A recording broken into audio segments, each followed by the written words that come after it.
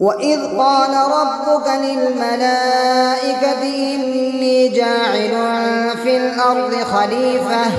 قالوا أتجعل فيها من يفسد فيها ويسفك الدماء ونحن نسبح بحمدك ونقدس لك قال إني أعلم ما لا تعلمون وعلم آدم الأسماء كلها ثم عرضهم على الملائكة فقال أنبئوني بأسماء هؤلاء إن كنتم صادقين قالوا سبحانك لا علم لنا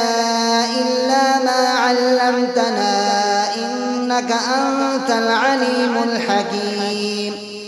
قال يا آدم أنبئهم بأسمائهم فلما أنبأهم بأسمائهم قال ألم أقل لكم إني أعلم غيب السماوات والأرض وأعلم ما تبدون وما كنتم تكتمون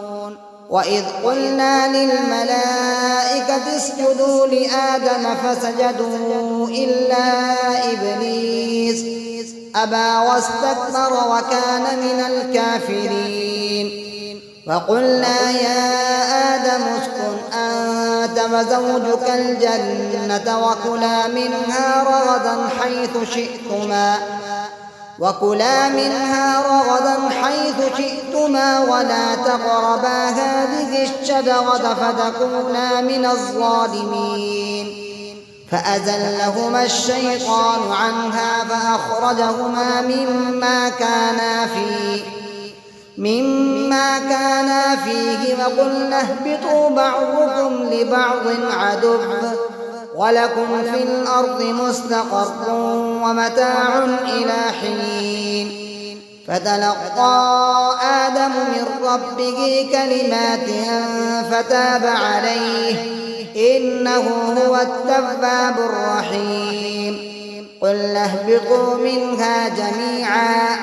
فإما يأتينكم مني هدى فمن تبع هداي فلا خوف عليهم ولا هم يحزنون والذين كفروا وكذبوا بآياتنا أولئك أصحاب النار هم فيها خالدون